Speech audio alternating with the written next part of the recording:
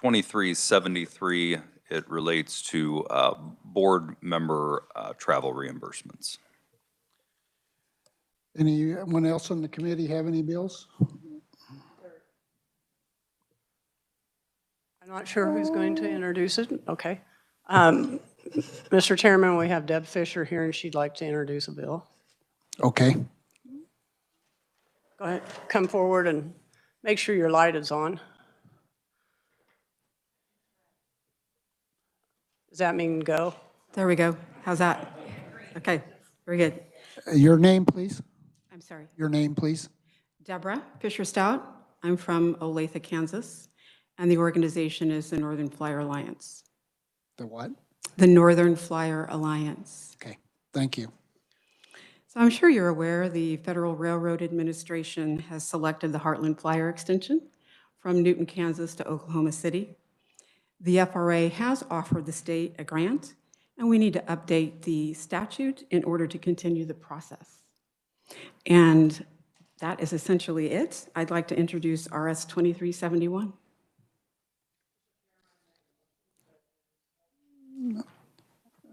I have a motion, second by President Masterson. Any objections? Seeing none, it's accepted. Thank you. Thank you. Next, representative. Thank you, Mr. Chairman. Good morning, committee members. For the record, I'm Tori Marie Blue, State Rep from the 112th District. I'm introducing RS 2281 for revisers. Jason Long is the revisor who drafted it. It is dealing with the Children's Cabinet and making the Executive Director a Senate-appointed position. A Senate confirmed position. Confirmed. Thank you. President Masterson. Second, Senator Alley. Any discussion? Everyone okay? It's accepted. Thank you.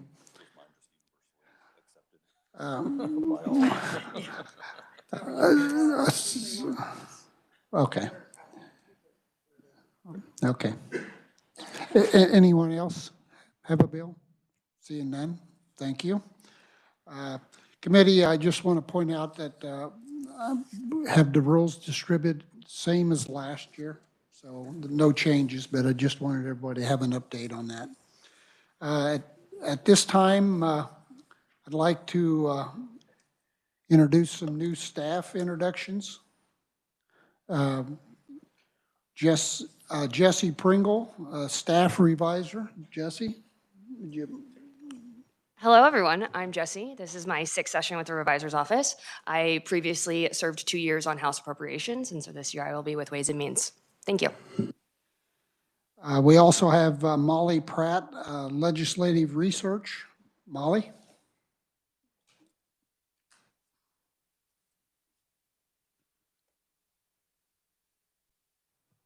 Good morning, committee. My name is Molly Pratt, and I'm a fiscal analyst for the Legislative Research Department. This is my first year as a fiscal analyst, but my second year with the department. I have the agencies of the Insurance Department, Healthcare Stabilization Fund, Government Ethics, Office of Secretary of State, Commission on Veterans Affairs, the State Bank Commissioner, and Kansas Department of Credit Unions. I am also staffing Senate Ways and Means this session. Thank you, Molly. We also have Jennifer Light with Legislative Research. Jennifer?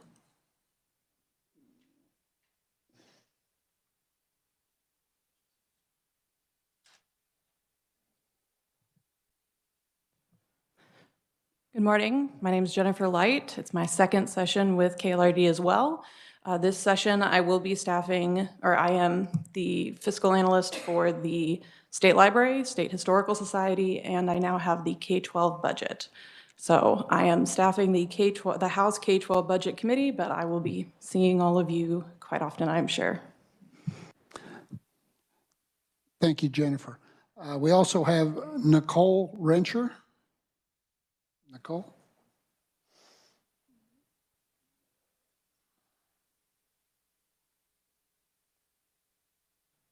Good morning, everyone. My name is Nicole Rincher. I'm a new legislative fellow at the Legislative Research Department, so this is my first session. Excuse me.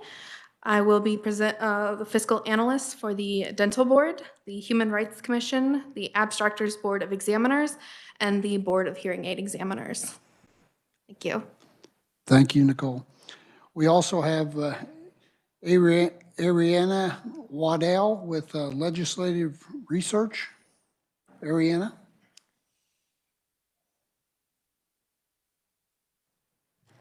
Good morning, everyone.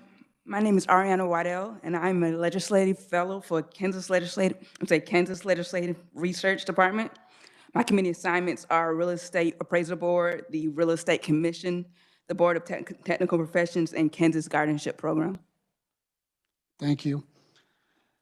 At this time, we're going to have a briefing on the state oil and gas industry. We have Ed Cross from the Kansas Independent Oil and Gas Association. Ed, welcome to committee.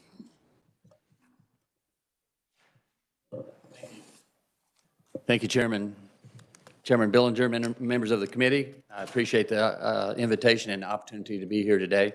Just talk a little bit about the state of the oil and gas industry in Kansas, and I'd like to thank everybody for this opportunity.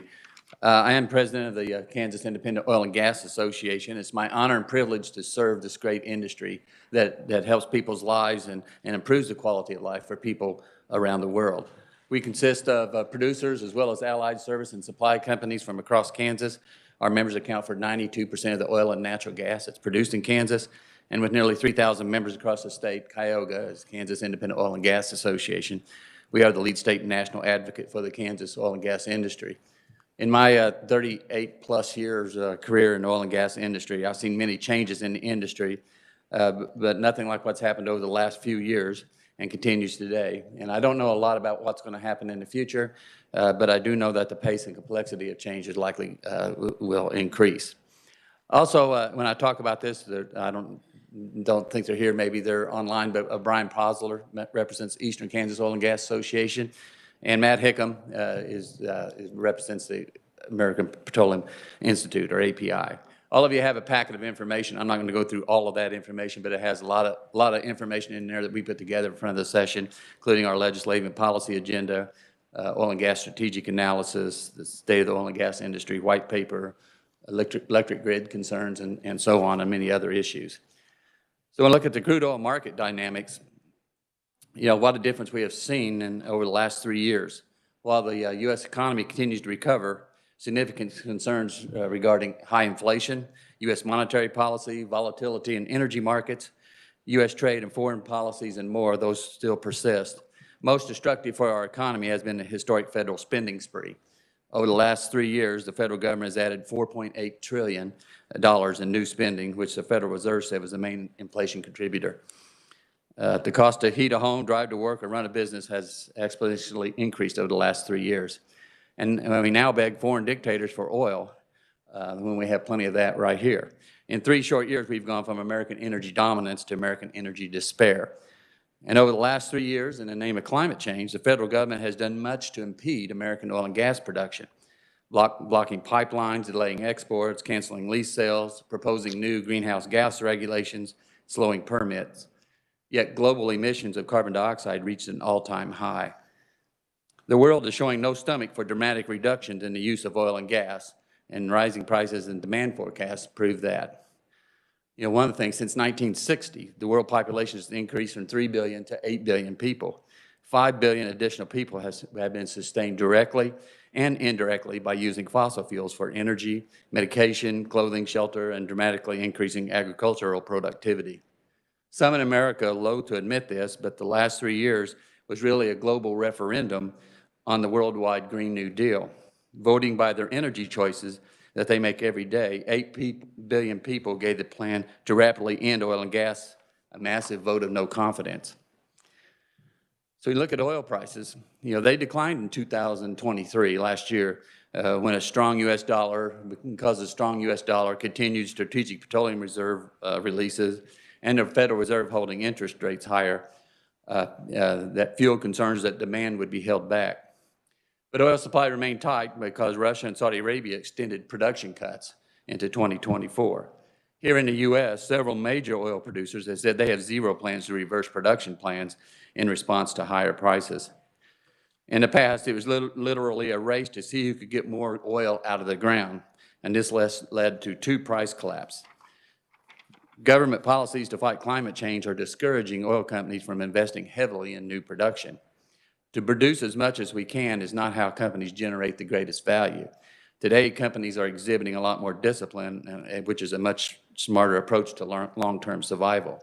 We've also seen a lot of major companies like Exxon, Chevron, and Conoco make purchases of oil and gas, mainly in the Permian Basin in Texas. And it should be noted that they're not making these purchases because they think they're going to be stranded assets. They think there's something that they're going to do. But here in Kansas, we have small businesses we call independent oil and gas producers. We produce marginal wells, which is 10 barrels of oil per day or less, or 60,000 cubic feet of gas per day or less. The Kansas Department of Revenue says 52% of oil wells in Kansas are considered marginal wells, and 45% of natural gas wells are considered marginal. So the small producer here in Kansas drill and produce oil and gas wells. We don't generate or market the end products. In the United States, the small independents drill about 95% of the wells. And in Kansas, 92% of the oil and gas is produced by these small independents. They raise their capital through the wellhead. They're not tapping equity markets for their capital. And they have a strong skill set based on their size and scope. So they are the friends and family. Many of them live right here in Kansas, and they are your neighbors. The recent study has shown that every $1 million of CapEx for independents results in $1.1 million of total taxes generated, along with $2.4 million of direct and $5.1 million of overall contribution to gross domestic product. In 2023, the Kansas oil and gas industry generated over $2.3 billion in output, supporting over 100,000 jobs, $1.4 billion in state and local tax revenue, and $3 billion in family income. So an industry is an important part of the Kansas economy today and will be going forward.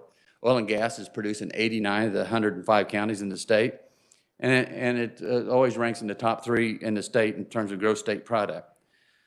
In calendar year 2023, 84% of the value of the oil and gas industry came from oil production and 16% came from natural gas.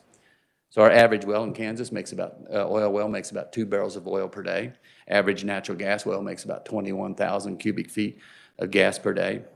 Direct employment of the Kansas oil and gas industry is 13,800 folks, paid $940 million for an average salary of nearly $60,000 per year. In areas where oil and gas are found, the industry represents a quarter of the jobs in some of those counties and 60 to 70% of property tax. Oil production in Kansas during 2023 was nearly 28 million barrels, about 76,541 barrels a day. So that stayed flat from 2022, which was 76,718 barrels of oil per day. But since 2014, Kansas production has dropped by over 43%. Natural gas production dropped by 9.2% in 2023 and has dropped 50% since 2014. But it will be some time before we get back to the 90 to 100,000 barrels of oil per day that we saw before the pandemic. Look at tax collections. Oil prices were lower in 2023 compared to 2022, and as a result, tax collections to the state of Kansas and Kansas counties decreased.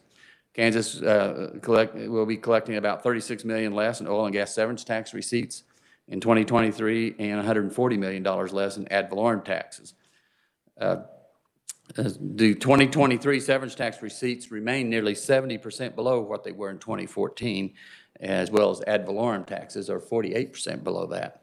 In 2023, the Kansas Corporation Commission issued 1,315 drilling permits, and that is a drop of 21% from 2022. In 2023, we saw anywhere from 33 to 49 drilling rigs running each month, which is about an 18% drop from 2022. So what are Kansas companies doing? With nearly 5,000 wells in Kansas were shut down in Kansas in 2020 during the pandemic, and Kansas experienced an $810 million lost oil output. Producers have been working in 2022 and 2023 to optimize their supply chain relationships, and improve operating efficiencies, and as well as improving their workforce. In Kansas, improved productivity is less about improved technology and more about better application of existing technology.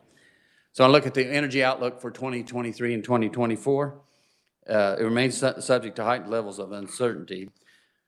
And it was a tumultuous year for everyone in 2020, including the oil and gas industry. Crude oil prices averaged $29.79 a barrel in 2020.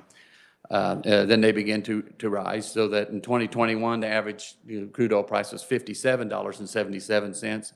2022 is $84.63. And in 2023, just this last year, it was $67.86, so it's significantly less. According to the Energy Information Administration, tightening balances in the global oil market are expected in the coming months.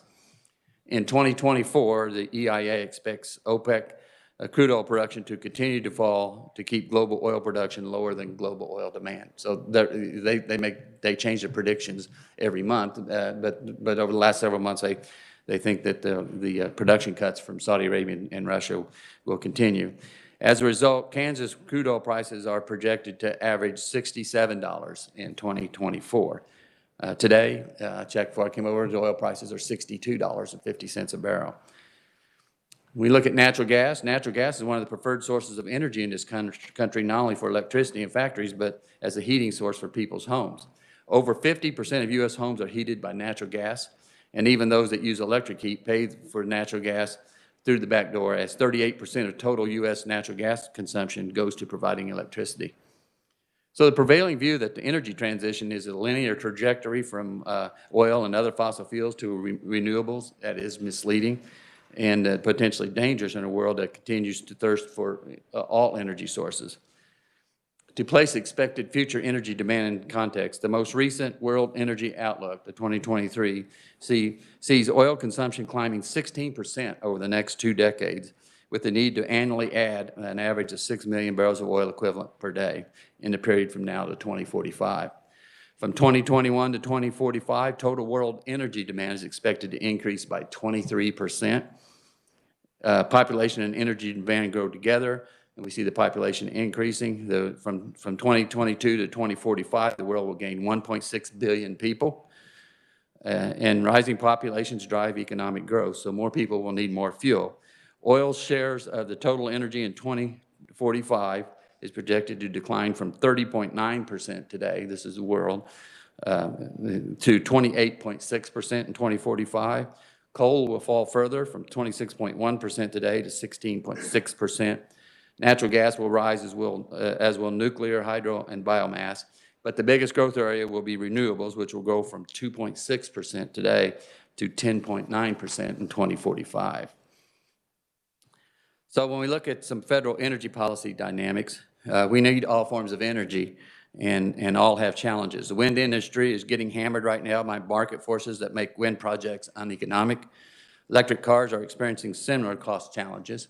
I read where Ford lost $4.5 billion on its electric vehicle business in 2023, and which comes to losing over $72,000 for each electric vehicle that they sold. So eliminating fossil fuels would decrease global temperatures less than 0.2 of a degree by the year 2100. So despite the aspirational policies attempting to define a transition away from fossil fuels, actions actually speak louder than words. Countries are showing every day that they are more interested in affordable energy than in paying a green premium. Whether you're considering China's interest in buying Russian oil or Germany's decision to hold on to coal. So we need to believe what we see and what is actually happening in the marketplace, not necessarily what we hear. Germany and California has shown that alternative energy is really just supplemental energy. The Biden administration has given us mixed messages. In the State of the Union address, President Biden asked, quote, "Where is it written that America can't lead the world in manufacturing again?" Unquote. The answer is simple. It's written in the endless anti-development, anti-energy regulations that his administration continues to promulgate. So, Biden says he is going to end fossil fuels, and then he cannot understand why oil companies don't invest more in increasing production. Increasing global demand for oil and gas will be met. Biden's energy policies only push oil and gas production to countries with lower environmental and human rights standards. So we have joined with other like-minded oil and gas producer groups as a plaintiff in filing a legal challenge to EPA's proposed emission standards for new vehicles, their tailpipe emission standards, along with, and Congress has said that that was not the legislative intent. They said that in letters to the EPA. So the lawsuit challenges whether EPA has the authority to force such changes on that. So some other key challenges and opportunities for the Kansas oil and gas industry. We have several, both at the state and federal level, but one area that policymakers are expected to work to find compromises in the area of energy policy. And according to recent surveys, the U.S. public wants the Congress and state legislatures to provide energy legislation that will help bolster the economy, protect the environment, and require very minimal sacrifice by the consumer. So the public sees energy policy as an economic issue or an environmental issue. And the energy policy challenge is to mediate these two opposing viewpoints to create policies that are beneficial to the economy and the environment. Republicans and Democrats need to work together to improve energy policy, and that will be difficult due to the competing interests of industries and environmental organizations. Environmental organizations want policy that utilizes the highest environmental standards, and the industry wants policy that has minimal impact on the economy. So it really comes down to this question: is energy policy that creates a compromise of all interested parties and public expectations better than no energy policy at all? And that's a question that elected officials will have to answer. And one thing is certain, the public places high priority on energy policy and will continue to be dissatisfied with the direction of energy policy unless progress is made.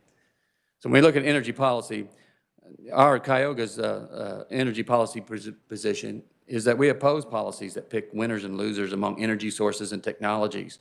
And we oppose policies that impose mandates that increase costs when sourcing energy. We encourage the least restrictive method of regulation that supports the goal of protecting the public without limiting business activity. And we are an all of the above type of organization. When you look at a state energy plan, developing a state energy plan or reorganizing the KCC Energy Office to expand its scope to include energy planning, policy development, and stakeholder outreach is not a good idea. Proposals for reorganizing the Energy Office seem more about promoting energy policies that are driven by a zero-sum philosophy of energy that says we must have less fossil fuels so that we can have more of something else. Many state energy policies around the nation have failed because they start with a preferred resource and work backwards. All too often, proposals to establish some type of green standard have much more to do with raising revenue than actually helping the environment.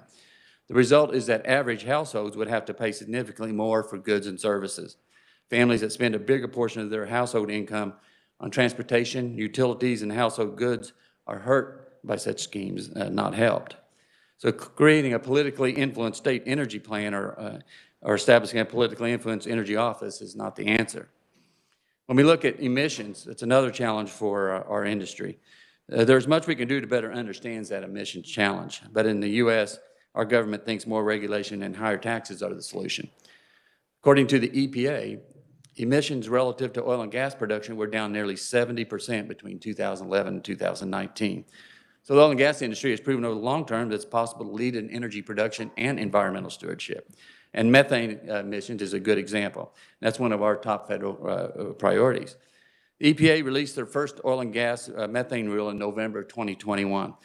And when they released that, they did not require ongoing emission monitoring at well sites that emit less than 3 tons per year of methane emissions. U.S. Department of Energy, a third party, they released a study on emissions for marginal wells in May of 2022, where they looked at just marginal wells across the United States. And what they found was that wells that produce less than 6 barrels of oil equivalent per day would emit less than 3 tons per year.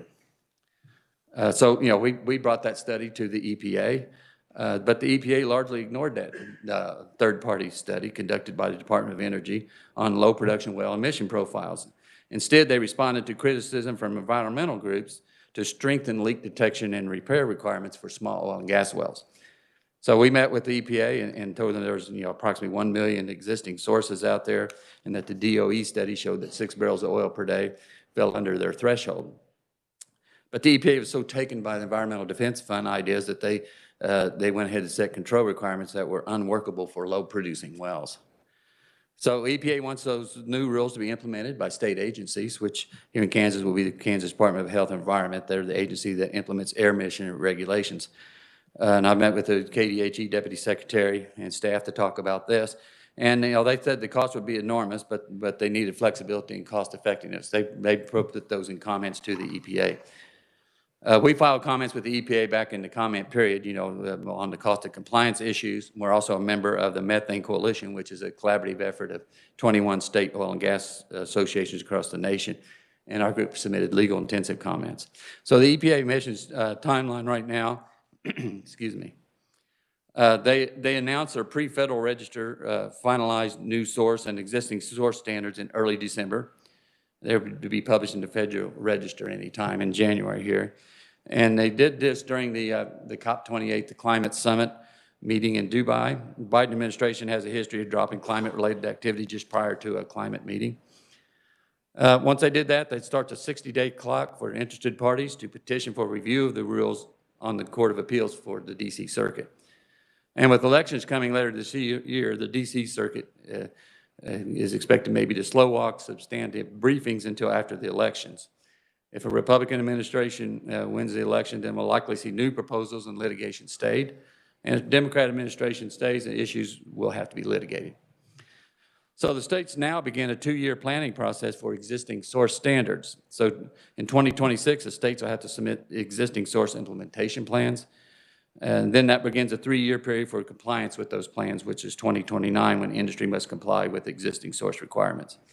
Some have estimated that 40% of marginal wells across the United States could be shut down because of these regulations.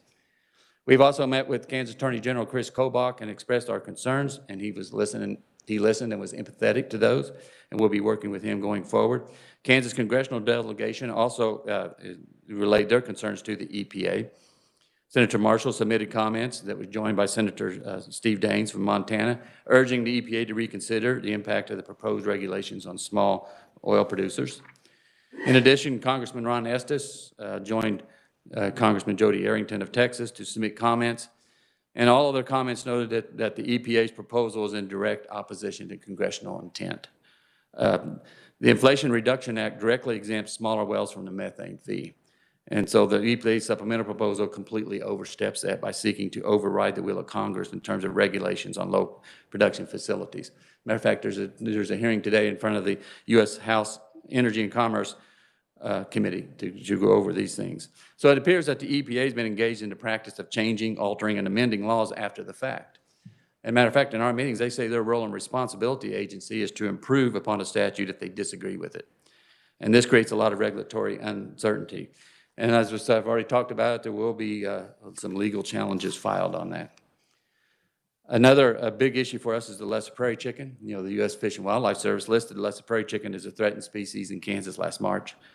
And the best scientific and commercial information available demonstrates that the lesser prairie chicken does not meet the Environment or the Endangered Species Act definitions of either threatened or an endangered species. And we joined legal action against the Fish and Wildlife Service concerning the listing of the lesser prairie chicken last March. And that legal challenge being led by the Permian Basin Petroleum Association out of Texas, and includes us, Cuyahoga, as well as Petroleum Alliance of Oklahoma, National Cattlemen's Beef Association, Texas Cattle Feeders Association, Kansas Livestock Association, Oklahoma Cattlemen's Association, New Mexico Cattle Growers Association, several New Mexico counties. In addition, the Kansas, Texas, and Oklahoma Attorney Generals also filed legal action against the Fish and Wildlife Service concerning that listing. Kansas Natural Resources Coalition filed an additional lawsuit in July challenging the 4D grazing rule and restrictions in Kansas, but not the actual threatened listing. The federal judge consolidated all the cases and transferred all the cases to the Western District of Texas, which is where our case is, and we will be aggressively pursuing that case for most of 2024. I provided a briefing on that last year in the Kansas House Ag and Natural Resources Committee, and also in testimony before the U.S. House Small Business Committee last April. And basically, my comments underscored that there is no basis for action under the Endangered Species Act and its implementing regulations. A listing as threatened or endangered will not provide any additional conservation benefits above what already exists. Kansas congressional delegation also responded. Senator Marshall introduced a Congressional Review Act challenge to the listing. Congressman Tracy Mann and Ron Estes introduced the Congressional Review Act in the U.S. House. The Senate passed that Congressional Review Act in last May, and the House passed that last July. And as expected, President Biden vetoed that Congressional Review Act at the end of September. So if I look at some of the state challenges we have, one of them those is electric rates. We need to find solutions to the high Kansas electric rates. Kansas has one of the lowest electric generation prices in the U.S., but by far the highest retail electric rates in the Midwest. Electric costs are highest operating costs for most oil and gas wells, anywhere from 30 to 50% of a well's expense. And we encourage the legislature to consider some recommendations for Kansas electric cooperatives, which is more what affects the oil producers than the utilities. We suggest developing a marginal electric load rider or other economic development rider for when oil prices are low that they could use. Develop and implement more electric load control riders. I have more information on any of these if anyone's interested in looking at that. One important one I think would be define oil and gas electric load in its own category or as an industrial customer instead of as a general customer out there. All types of rate increases should be reviewed by the KCC, including fees. So, one of the things I think is perhaps you require any rate or fee increase above a certain percent for a electric cooperative to require KCC approval. Not just all, but set a certain percent that if it goes above this, it needs to be KCC approval. CAG also encouraged legislators to consider some other general recommendations. No central planning committee that picks winners and losers, for example. Establish fair taxation, establishment of a cleanup fund for wind and solar assets. We have a well plugging fund. So limit increases from electric rates from consumers. And, other things would be the current system of appointing KCC commissioners is preferred. In addition, the KCC currently rotates the chair position. And this institutionalized chair rotation is a good system because it prevents one person from usurping too much power and control over internal KCC functions like budget and senior management positions and things. So rotating that every year is much better than appointing a chair that stays there for several years. We've been opposed to electing commissioners because electing commissioners would allow wealthy special interests to flood elections with vast amounts of money, making it difficult for everyday Kansans to have their voices heard.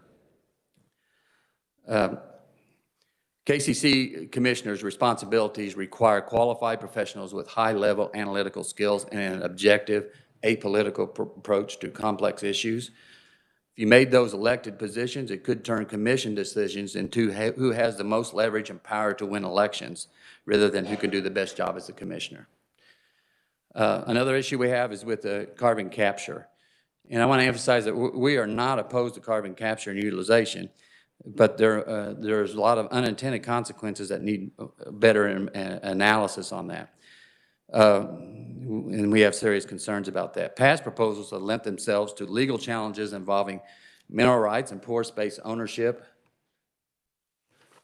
In addition, any oil operator wanting to participate in the carbon capture project would have to be willing to accept significant CapEx and OpEx risks associated with Class 6 injection, a Class 6 injection well.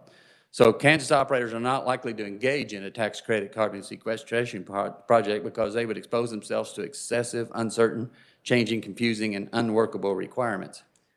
Many operators would not be able to satisfy a requirement to report the use of anthropogenic CO2 under greenhouse gas reporting rules. And the greenhouse gas reporting rule requires monitoring long after oil operators have lost their lease rights of access. They also create significant operational barriers and exposes operators to litigation risk. And even more significantly, the EPA's Class 6 well requirements are designed for dedicated CO2 storage facilities, not oil and gas wells in which operators utilize CO2 as a tertiary injectant. These Class 6 wells, which is different, oil wells, injection wells are Class 2 wells. Class 6 wells require high pressure CO2 that is not appropriate or economical for enhanced oil recovery wells. They also impose stringent monitoring and verification requirements and indefinite liability for any potential release. So for most, if not all, CO2 enhanced oil operators, the risks and costs associated with the Class 6 rules would mean that they would not accept CO2 subject to those requirements. It also appears that after a certain time, whether it's 10 years or something, the CO2 injected becomes the responsibility of the state of Kansas, which should be a concern for every taxpayer in this state. So it's a very complicated issue with potential lots of unintended consequences that we'll be looking at. So if I move on now to, look at what powers the world, the U.S. and the world today. In the U.S.,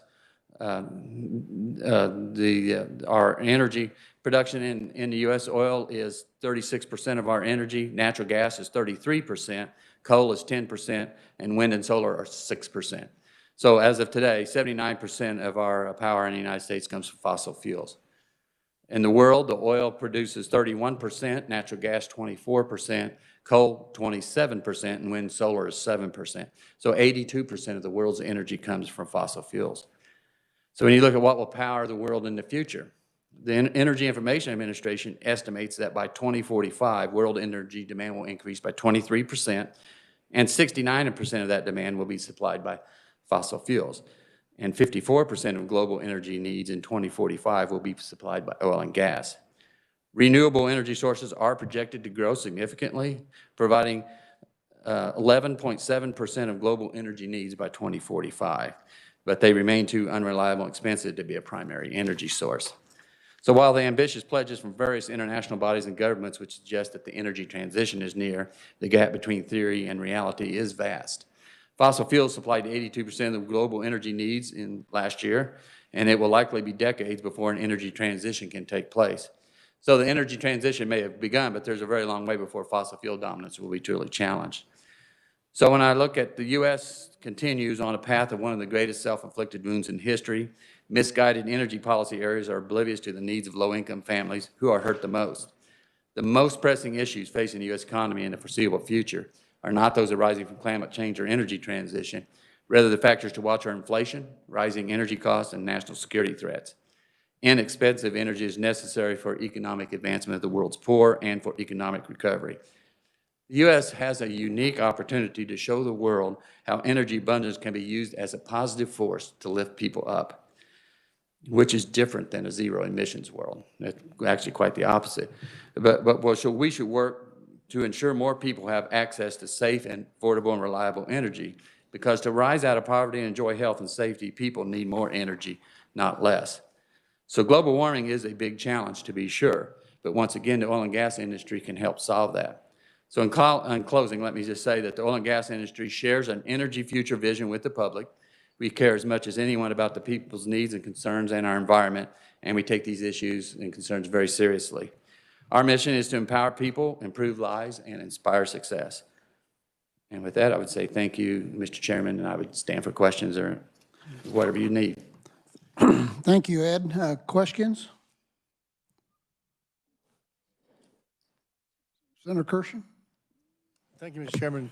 Thank you for your report here today. It was really interesting. You made a remark about Ford Motor Company. Did they have a $4 billion or a $40 billion loss? A billion, is that what they're saying? Yes. Oh, yeah. Yeah, yes. Yeah, 4 point, what did I say, 4.5 or 6? I can't remember. I thought it was 4, but. Yeah, Thank you. yes. Senator Petty? As I was looking through the oil and gas facts and figures, you have in here, or mentions here, that a stable and dependable element of the Kansas economy. Where would I look for the 100,000 Kansas jobs? Yes, that was done by University of Kansas study last year sometime, and I can be glad to send you that study. That becomes, what I also said that, we have 13,800 direct jobs. So those 100,000 jobs are direct, indirect, and induced. 13,000 direct jobs and Yes. 100,000 indirect? Is that what Indirect and induced. That's the way that they term that, yes. Thank you. Senator Pittman? Senator Fagg? Thank you, Mr. Chairman. Thank you, President Cross, for your presentation. When you talk about what powers the U.S. and the world today, what powers Kansas today? What kind of pie chart would you see on that? We're always one of the top 3 industries in the states in terms of gross state product. So when you look at power, it all depends on power. We're not producing the electricity. if that's what we're talking about, versus, but in Kansas, I don't know where it comes out in Kansas. Kansas is ranked 11th, I think, in oil production in the United States as far as the 32 oil-producing states. So we're not nowhere near the level of production as Oklahoma or Texas or North Dakota or something like that. But it's still a major part of the Kansas economy. And we have 3 refineries here in the state of Kansas that buys most of our oil here. I don't know what, I can't give you a percentage as what it is in Kansas, but I can try to find that sometime. Go ahead, Senator Pagin. Follow-up question, Mr. Chairman. Sure. You always hear about break-even point.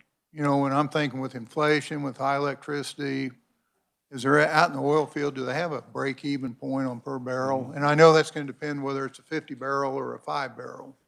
It does, and it also depends on the cost structures, whether it's a water flood unit, an enhanced oil recovery unit. It depends on what their costs are involved in that. So it would vary from operator to operator, but I'm going to guess that they've been working to try to reduce that, and it came down some a few years ago, and then the last couple of years, it's actually gone back up again because the supply and service costs have gone up. Like everyone, it's hard to get steel supplies and everything else. So I don't know where it's at right now. I mean, prices today are $62.50. I think it's less than that.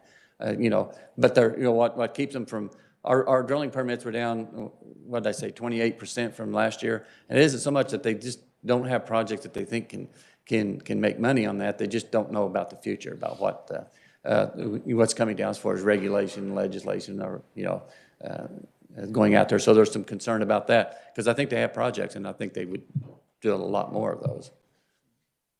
I'm sorry, I can't give you a better answer than that. I can ask some of my operators wouldn't like me to give a specific dollar because another operator would say that's way off. But, Senator McGinn. When you were talking about the different sources of fuel, et cetera, oil, gas, wind, coal, I didn't hear you say nuclear. Did you say that? it is in that mix. I may have put it all of that together, but nuclear is one that needs to be looked at more.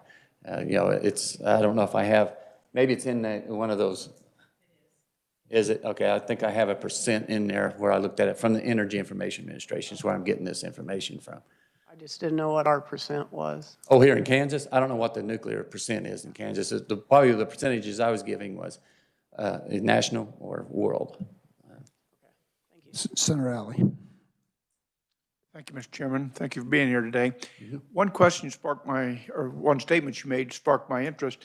You mentioned that the electrical requirement at your oil field is in the industrial classification. Yeah. And in the industrial classification, as we always know, that you have a demand, at peak demand, and it goes back down, peak demand goes back down.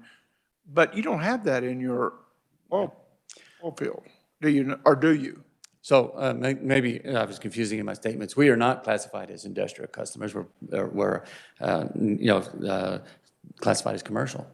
And we would rather be in the industrial class because that's what we are, or have another class that is made just for oil field.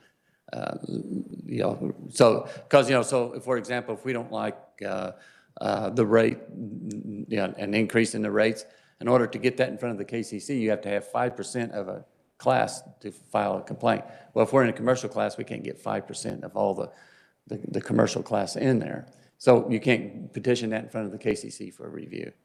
So we'd rather be in an industrial class or or oil class itself. Or, as I said, is if we said anytime electric co-op is going to raise a rate as well as their fees above a certain % that requires KCC review.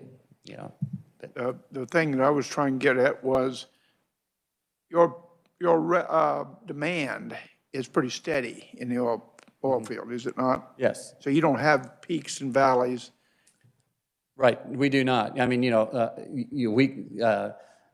can't really, sometimes you say, well, why don't you, shut down the well during the high peak times and then start it back up, because that doesn't work because once you start it up, you've lost a lot of oil production and it takes a long time to get that back. It's just not something an operator can do. So it's a steady power source through the whole time, yes. Thank you. Any other questions? Ed, I just have one. So you mentioned the severance taxes dropped considerably. How about the property tax? Did you have a number on that? I think it's in your, I think it's in. It's in there. I think it's like 100, projected to be $140 million less this year than last year. And mainly due to lower oil prices, combination of prices and production. Production's held steady, but the prices, I think this year are like 60, whatever it was, 67 or $8 versus 83 or $84 last year, average price. So, yeah. Okay, if there's no other questions, thank you, Ed. Appreciate you being here today. Committee, I just want to mention that we will have a joint overview of the governor's budget tomorrow. I believe that's Supreme Courtroom, correct? Okay. 9:30, okay. With that, we're adjourned. Thank you.